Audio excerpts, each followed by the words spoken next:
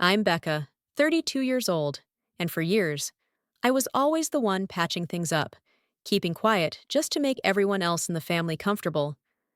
But one day, I realized I had given up far too much just to keep the peace, and they never truly wanted me there in the first place. This isn't some fairy tale movie. It's the story of how I stood up, set boundaries, and reclaimed my own voice.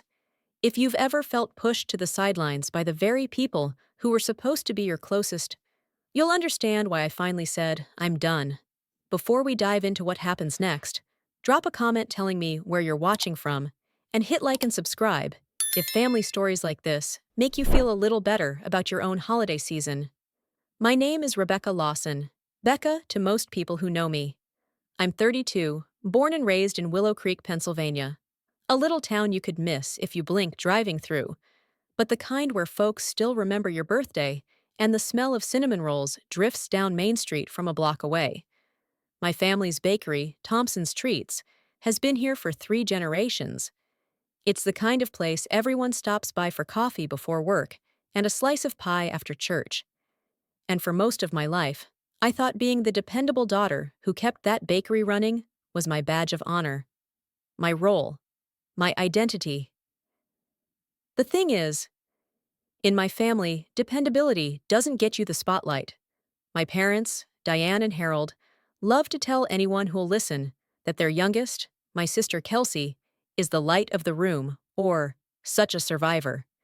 She's 27, all charm and big smiles, the kind of person who can spill a coffee on you and somehow have you apologizing to her by the end of it. She's also, and I say this with love, perpetually in a jam, broke, between jobs, behind on bills. And every time, my parents rush in like firefighters. Me? I'm the one they call when the bakery oven breaks at midnight or when Kelsey needs someone to lend her a few $100s to make rent. I show up, I fix it, I make things work. And in return, I get this pat on the back and the same line I've heard my whole life. You're strong, Becca. You can handle it. And for years, I believed that was a compliment. I wore strong like armor. But here's the problem. When people decide you're the strong one, they stop seeing when you're tired. They stop thinking you might need help, too. I can still remember the little slights, the ones that pile up so slowly you don't realize how much they weigh you down. Like when I worked 2 jobs through college, piecing together tuition payments one paycheck at a time, and my parents covered Kelsey's tuition in full.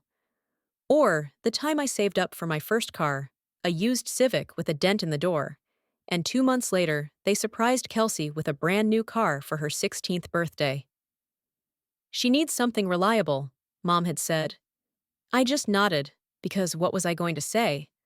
That I needed something reliable too? That maybe the strong daughter could use a break now and then? Even when I hit big milestones, they somehow turned into Kelsey moments. When I graduated summa cum laude from Penn State, they came to the ceremony, but ducked out early because Kelsey needed help apartment hunting. My promotion to bakery manager at 25? The celebration dinner morphed into planning Kelsey's engagement party. It was like there was an invisible rule that no matter what I did, Kelsey's needs, her life, her story, would take center stage. And the wild part? I kept telling myself it was fine. I stayed in the background, keeping the bakery afloat, running inventory, covering holiday shifts, bailing out the business when cash flow got tight. 2 years ago, when Kelsey's husband Ryan got laid off, I paid their rent for 3 months. When my niece needed speech therapy, I found the best program, handled the paperwork, even drove her to sessions. I love my niece and nephew. Lily and Max are the sweetest kids, but I started to realize something ugly. My parents' love for them seemed to double as an excuse to overlook me entirely. Last year, I quietly decided I was done waiting for recognition.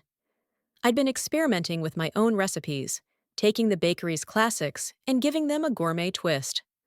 I set up a side hustle, an online subscription box for pastries, Becca's Bites, just to see what would happen. What I didn't expect was for it to explode. Orders started coming in from all over the country. Social media took off. I was making more in a month than I ever had as bakery manager. And for the first time in my life, I wasn't just surviving, I was thriving. That's when I started dreaming about something for me. I'd always loved the Pocono Mountains. As a kid, we'd go camping there, roasting marshmallows and telling stories around the fire. I wanted a place that felt like those summers, only this time, it would be mine. I saved. I looked. I waited. Then, one afternoon, there it was. A cedar-sided cabin with a wraparound porch, 4 bedrooms, and a view of the lake that took my breath away. I didn't hesitate. I made an offer that same week, and by July, it was mine. I named it Cabin Serenity. I didn't tell anyone, not my parents, not even Kelsey.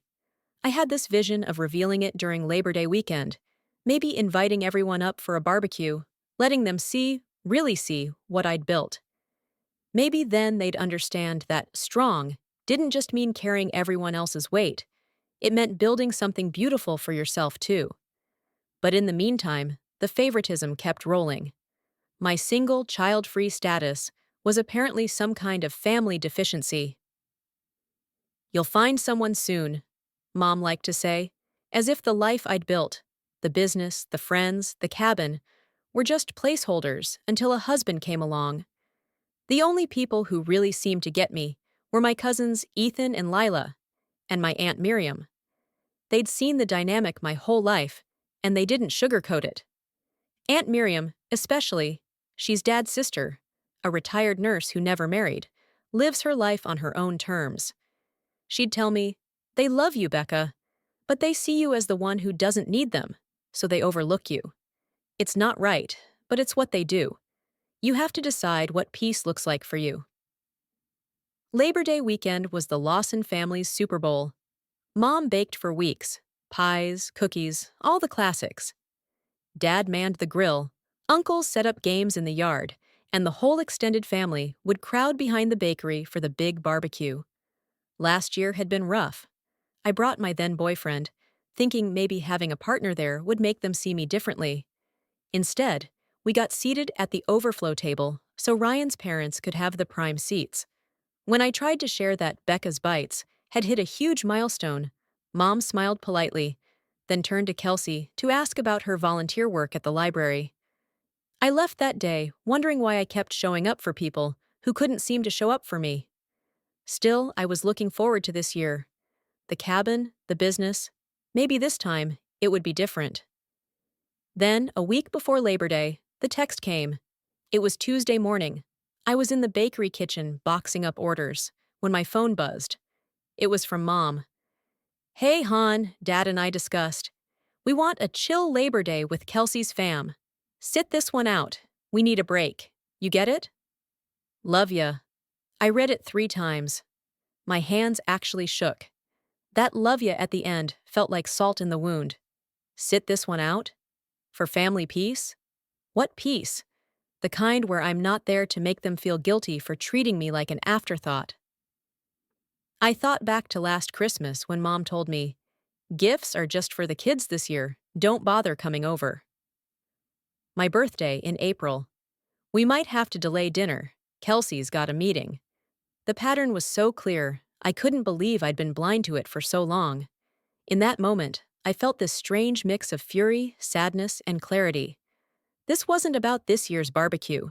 It was about decades of being the strong one, the backup plan, the reliable worker bee in a family that never once thought to ask what I wanted. And standing there, flour on my hands, the smell of fresh-baked bread in the air, I realized something. Maybe being told to sit this one out was the best thing that could have happened to me. I wish I could say I caught on early, that I recognized the pattern for what it was and shut it down. But I didn't. Not at first. For years I told myself, this is just how our family is. Everyone has their quirks. I'd bake my pies, deliver my cakes, and try to laugh off the digs. But the thing about little paper cuts? If you get enough of them, eventually you start to bleed. It started with the bakery schedule. My parents had this unspoken rule. Whenever Kelsey needed time off, I'd cover for her, no matter what. "You're so dependable, Beck," Mom would say, like it was a compliment. "We know we can count on you." and I would nod, even if I had plans, even if it meant pulling double shifts. But when I needed a break, suddenly there was this long pause, a glance between them, and then, well, maybe Kelsey can help, but she's already so stressed with the kids. And there it was, the trump card. Kelsey had kids. I didn't. So of course, her time was more valuable. Her exhaustion was more real. Her responsibilities more pressing. Never mind that I was running the bakery 6 days a week, handling all the bookkeeping, supplier negotiations, and marketing on top of baking. Apparently, single with no kids meant free labor in their eyes. One afternoon, Kelsey came breezing into the bakery just as I was hauling a 50-pound bag of flour from the delivery truck. She had a latte in one hand, phone in the other, and sunglasses perched on her head like she was starring in her own daytime drama. "Hey, I can't do Saturday's shift," she said, without looking up from her screen. "Jason's family's having a barbecue. You'll cover, right?" I swallowed the automatic "sure" that rose to my lips. Instead, I said, "Actually, I was going to visit a friend in Pittsburgh that day." She finally looked up, blinking like I'd just told her I was moving to Mars. "Can't you go another weekend? This is kind of important." I wanted to laugh. Important to her. But what came out was just a flat, "No, I've already made plans." The silence between us stretched long enough for the delivery guy to shift uncomfortably and mutter something about getting back to his route. Kelsey's lips tightened. "Fine," she said, drawing out the word until it was practically a hiss. "I'll figure something out." She spun on her heel and left, the door chime jingling like a punctuation mark. Later that night, Mom called. I knew from her tone the moment I answered that Kelsey had already painted me as the villain. "Becca, sweetheart," Mom started, which was never a good sign. "Your sister really needed you this weekend. She's just under so much pressure." I closed my eyes. "I'm under pressure too, Mom." There was a pause, the kind of pause where you can practically hear the judgment crackling through the phone line. "It's different for you. You don't have a family to take care of." That sentence hit me like a slap. And for a second, I considered telling her, really telling her, about the nights I went home and sat in the dark kitchen, too exhausted to even heat up soup. About the times my hands ached so badly from kneading dough that I had to wear wrist braces to sleep. About the fact that maybe I didn't have kids, but I was holding up half the family business and most of the family's holiday traditions on my own. But I didn't say any of it. I just murmured, "Okay," and hung up. Then I sat there staring at the phone, feeling this slow, hot burn crawl up my spine. That burn didn't go away.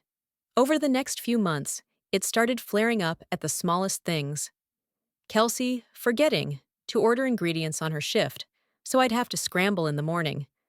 Dad calling me in the middle of a Saturday night to ask if I could just pop over and help him fix the bakery's POS system because Kelsey's already in bed. One rainy Thursday, I stayed late to finish a wedding cake order. It was past 10 when I finally shut off the lights and stepped outside into the downpour, carrying the trash bag to the dumpster. The whole parking lot was empty except for one car, Kelsey's. I almost went back inside to check on her. Maybe she was still working. But when I peeked through the bakery window, I saw her sitting at the counter with a man I didn't recognize. They were laughing, leaning in close, and there was an open bottle of wine between them. I froze. Not because I cared who she was seeing, it was her life, but because that meant she'd told our parents she was working late, while I was busting my back to finish her tasks. The next morning, I confronted her. "Hey, you left your car in the lot last night," I said, keeping my tone casual.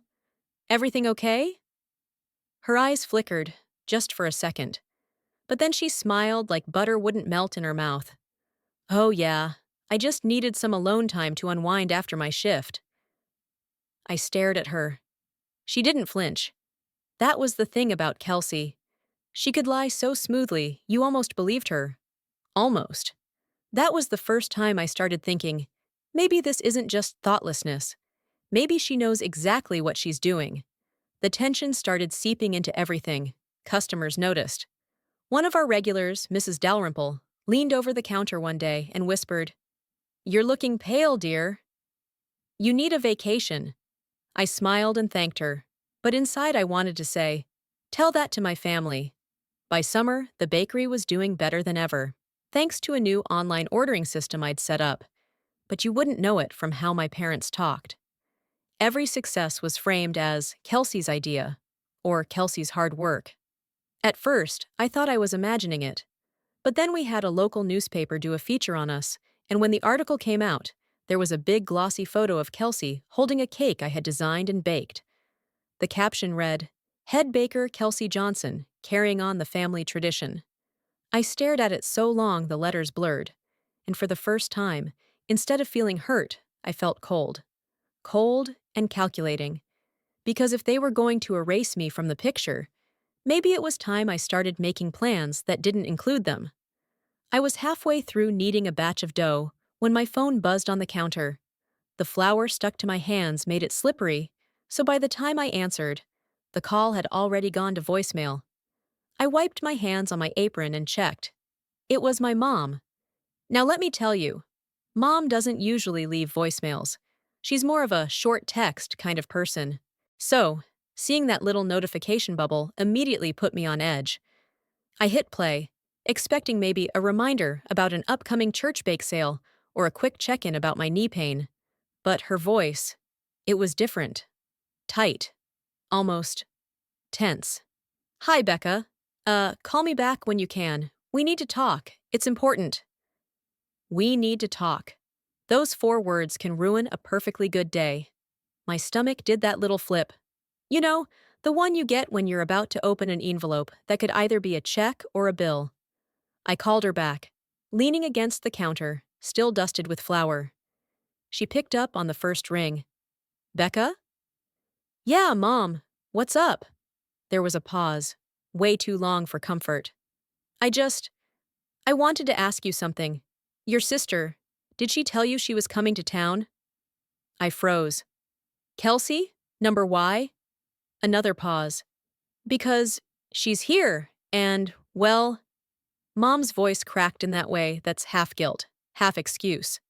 "We're all at the cabin right now." For a second, I didn't understand. The cabin? My cabin? The one I bought? The one I've been fixing up for months? "What do you mean, we?" My voice came out quieter than I expected, like my brain was still trying to catch up. "Well," Mom started, and I could practically hear her glancing at Dad. "Your dad, me, Kelsey, her husband, the kids, even Uncle Mark and Aunt Linda drove in. We're having a little get-together, nothing big." Nothing big? That was when the burn started in my chest. I leaned against the counter harder, my free hand gripping the edge so tight my knuckles went white. "So, you're telling me everyone is at my cabin and nobody thought to invite me?" "It's not like that," she rushed out. "It was kind of last minute. Kelsey mentioned wanting to see the place, and since she doesn't get out here much, we figured—" I didn't even let her finish. "You figured what?" "That it would be better without me there?" Her sigh was so familiar, the same one I'd heard since I was a teenager, the one that meant, "Becca, you're overreacting. We didn't think you'd mind. You're always so busy with the bakery. We thought you'd appreciate the quiet." Quiet. Right. That's what they were calling it now. Not an exclusion, not a snub, just quiet. I wanted to scream. I wanted to ask why it was always me left out when Kelsey was around. But all that came out was, "Mom, that's not your place to decide. That cabin is mine. I bought it. I pay for it. I invited you all for next month's BBQ, remember? I was planning everything. The food, the activities. And now you've— What? Had the party without me?" She didn't answer. And that silence? It told me everything. In the background, I could hear laughter, kids squealing, Uncle Mark's booming voice, the clink of glasses. My family was having the exact kind of night I'd been dreaming of hosting, and they were doing it without me. "Becca," Mom finally said, her voice quieter now, "don't make this into a big thing. It's just family spending time together." I closed my eyes, took a deep breath. "Yeah, Mom, family." And then I hung up, The second the call ended, I just stood there in my little bakery kitchen, staring at the wall. The smell of yeast and cinnamon swirled around me, but it might as well have been burnt toast. My hands were shaking. My heart, well, it wasn't breaking exactly. It was more like it was freezing over. Because here's the thing. This wasn't about one dinner, one party. This was about years of being the responsible one, the self-sufficient one, the one who didn't need the same attention or care my sister did. I'd been fed that line my whole life. You're stronger, Becca. You can handle it. Which, in my family's twisted math, meant I could be left out, ignored, and they'd assume I'd be fine. But this time, it wasn't fine. I don't know how long I stood there before the anger started to outweigh the hurt. My mind switched gears, from wounded to calculated. If they thought I was too busy to notice, or too easygoing to push back, they were about to find out exactly how wrong they were. I locked up the bakery early, telling my assistant I had an emergency, which, technically, I did. I drove straight home, my hands gripping the steering wheel tighter than was probably safe. The drive to the cabin usually took about 25 minutes. That night, it felt like 5. My heart was pounding the entire way, not with excitement like the times I'd driven there to work on the place, but with something sharper, betrayal laced with adrenaline. When I pulled up, the sound of laughter floated through the trees. The windows were lit up warm and golden, just like I'd pictured for my future family gatherings. My future. Not this. Not them, without me. I didn't even get out of the car right away. I sat there for a full minute, watching silhouettes move across the windows.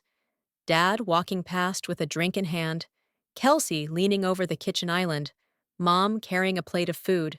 They looked so comfortable, like they belonged there more than I did. Finally, I got out, my boots crunching against the gravel. I walked up the steps, my mind replaying every time I'd been brushed aside for Kelsey's sake. My hand was already on the doorknob when I realized something.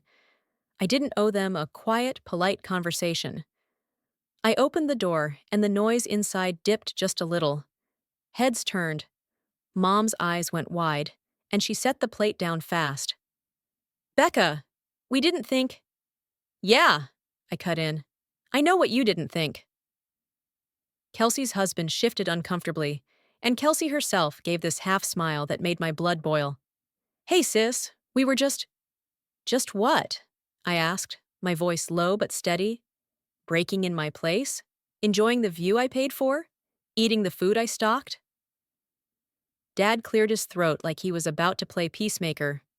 "Becca, come on. We were going to tell you." "Don't," I said sharply, holding up a hand. "Don't insult me by pretending this was some innocent mix-up. You all knew. And you came here anyway." The room was dead silent, except for the faint hum of the fridge. That's when I made my choice. I could either stand there and let them spin excuses, or I could take control of the situation. So I stepped forward, grabbed my cabin keys off the counter, the same ones they'd clearly used to get in, and said, "Party's over." Mom gasped. "Becca, you can't be serious." "Oh, I'm dead serious. This is my home, and right now, I want you all out." It wasn't loud. I didn't yell. But the look in my eyes must have told them I meant it, because nobody argued. One by one, they gathered their coats and bags. Kelsey muttered something about me overreacting, but I didn't bite. When the door finally shut behind the last of them, I stood there in the quiet, my chest heaving. And for the first time in a long time, I didn't feel like the strong one who quietly absorbed every hit. I felt in control. What I didn't realize yet was that kicking them out was just the first move in a much bigger shift, one that would change how my family saw me forever. I swear, I could still feel the heat from that BBQ fire pit when my phone started buzzing like it was trying to claw its way out of my pocket. I glanced down. Mom. Again. Same name, same glare I could practically feel through the screen. I didn't pick up. Not yet. Kelsey saw the name too, and for a split second, her smirk faltered. Not much, but enough to notice. She shifted in her seat, poking at her plate of ribs like suddenly she wasn't as hungry as she'd been 5 minutes ago. But the thing about my mom is, she's not the type to just stop. A few seconds later, a text popped up, then another, then another. Why didn't you tell us about this? We had plans to see everyone next weekend. Is this your way of keeping us out? I didn't answer. I just kept chewing, even though I couldn't taste a thing anymore. My hands were shaking under the table, and I hated that they still had that effect on me. Across the yard, Uncle Dave was laughing about something with Aunt Laura, oblivious to the silent storm brewing a few feet away. Kelsey cleared her throat. "You're gonna have to call her back," she said quietly, almost like she was talking to herself. "It's gonna get worse if you don't." I shot her a look. "You mean you're gonna have to explain why you told them nothing?" Her cheeks flushed, and there it was, that tiny crack in her perfect composure. "I didn't think they'd care this much," she muttered, but her eyes darted away. "You didn't think," I said, my voice low but sharp. "You've been arranging things behind my back for months. Don't pretend this was an accident." For a second, I thought she'd snap back like always, but instead, she just sat there, quiet, picking at the paper napkin in her lap until it shredded. The night didn't end with some big blow-up, not yet. We ate, we pretended things were normal, but under it all was this ticking clock. And sure enough, the next morning, it all detonated. Mom called again, this time at 8 a.m., and before I could even say hello, she was off. "So, Becca, are we not part of the family anymore? Is that it?" I could hear Dad in the background, his voice low but edged. "This is ridiculous. We raised you better than this." That's the thing that always gets me. They talk about raising me better, like their version of better means swallowing everything, never questioning, always playing my part. "I'm not doing this over the phone," I said flatly. "If you want to talk, come here, today." There was a pause. Then Mom's clipped, "Fine, we will." I hung up before she could twist the knife again. Kelsey, who had been eavesdropping from the kitchen doorway, let out a slow breath. "They're gonna be here in an hour, huh?" "Yep." "You ready for that?" I met her eyes. "Are you?" The thing about waiting for a confrontation, is going to change everything. It's like sitting in a dentist's chair, staring at the tray of sharp instruments, knowing one of them is for you. You want to bolt, but you don't. Not this time. When they finally arrived, Mom walked in first, her perfume hitting me before her voice did. Dad trailed behind, arms crossed like he was bracing for a court trial. They didn't even say hello to Kelsey. "So," Mom started, dropping her purse on the table like she owned the place, "I'd like to know why we were excluded from a family gathering." I didn't sit down. I stood right there, arms folded, meeting her gaze. "Because it wasn't your gathering. It was mine, my invite list, my rules." Her eyebrows shot up. "Excuse me?" "You heard me," I said. "For years, you've decided who gets to be included and who doesn't. You've rewritten stories, told people I couldn't make it when you never invited me. You've made me feel like the extra piece that never quite fit. And I'm done." Kelsey shifted uncomfortably, like she wished she could fade into the wallpaper. Mom turned to her. "And you went along with this?" Kelsey swallowed hard. "I thought it'd be easier this way." "Easier for who?" I shot back. No one spoke for a moment. The only sound was Dad clearing his throat, which he does when he's about to deliver his version of a moral lesson. "You're making a scene, Becca. We're family. We don't air our dirty laundry like this." I laughed, loud, sharp, and maybe a little unhinged. "Oh, so we hide it? Like we always do? Like when you froze me out after I didn't follow your advice about my career? Or when you told relatives I was too busy to attend Christmas when you never even told me what day it was?" Their faces didn't move much, but I could see it. The flicker of guilt they tried to bury under decades of habit. Kelsey finally spoke, her voice softer than I'd heard in a long time. "They're not wrong about one thing, Becca. We are family. But you're not wrong either. I've gone along with things because it was easier for me. I didn't want to deal with the pushback." I turned to her. "So where do you stand now?" She hesitated. I think, I think I'm done pretending this is okay. That landed like a stone in the middle of the table. Mom's lips pressed into a thin line, and Dad's jaw tightened. They realized this wasn't just me turning against them. It was their carefully built version of the family starting to crack. We talked, if you can call it that, for another hour. Some of it was yelling, some of it was just quiet admissions no one had dared say out loud before. And when they left, they didn't hug me. They didn't even say goodbye to Kelsey. They just walked out, the screen door slamming behind them. The house felt heavier after they were gone, but in a strange way, lighter too. Like air after a storm, still thick, but breathable. Kelsey sat on the couch, staring at nothing. You know they're going to be cold to us for a while, she said. Yeah, I replied, sinking into the armchair across from her. But at least now, it's out there. No more guessing where we stand. She looked at me, and for once, there wasn't that edge of rivalry in her eyes. Just something that almost looked like respect. I don't know what's going to happen next. Maybe this was the first step toward real change. Or maybe it was just the final break. But for the first time in a long time, I felt like I'd stopped letting them write my story for me. And whatever comes next, it's going to be on my terms. Part 5. The last word. I wish I could tell you that after that night, everything magically fell into place. That we hugged it out, laughed about the misunderstandings, and went back to Sunday dinners like nothing happened. But real life isn't a Hallmark movie. The morning after the cabin confrontation, the air still felt thick. My phone buzzed nonstop. Missed calls from Mom, a couple from Dad, and even one from Aunt Lisa. I didn't pick up, not because I wanted to punish them, but because I finally understood. I didn't owe them my immediate response anymore. For years, I'd been the one to smooth things over, to shrink myself just enough so no one else had to feel uncomfortable. But standing in that cabin last night, hearing my own voice echo in a room that used to swallow me whole, something in me had shifted. Around noon, I drove into town for coffee.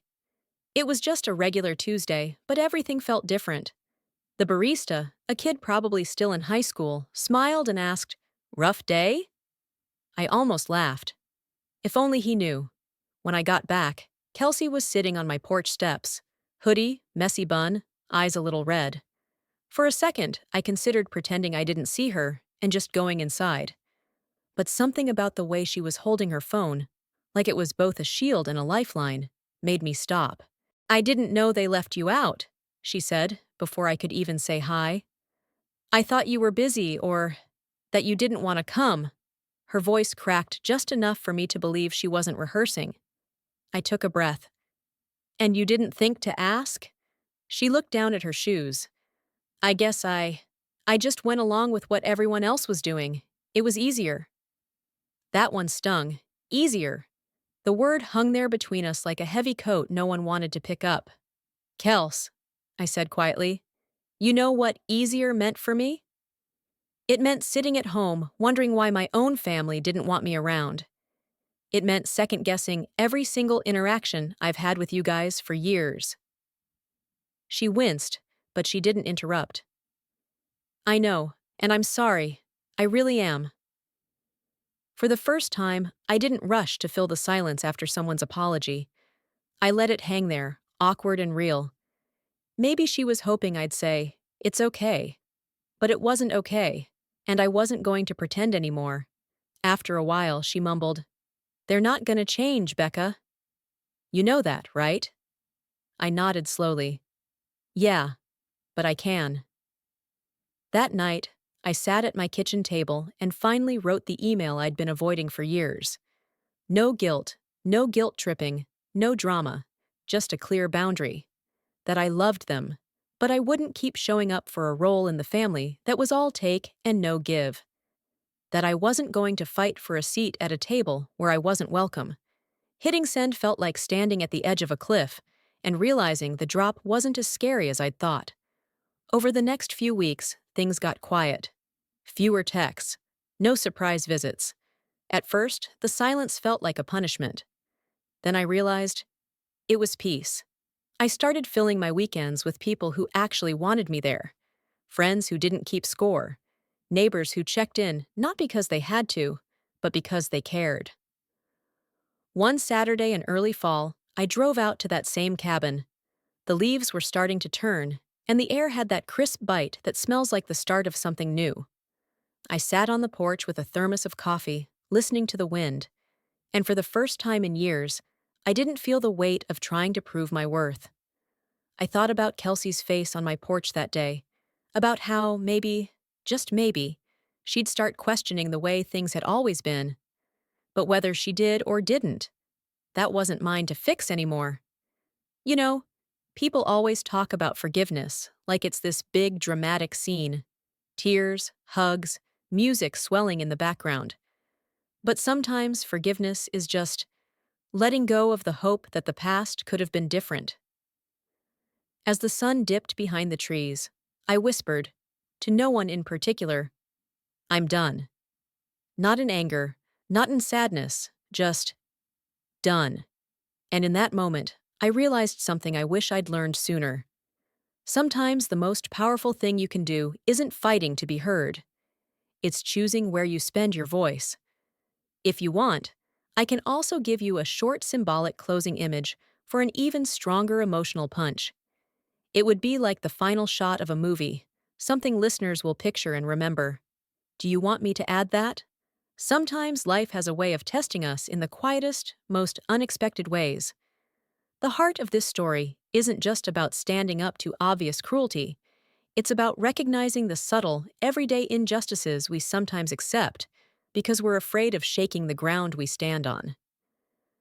True gold fears no fire reminds us that our worth doesn't dim just because others can't see it.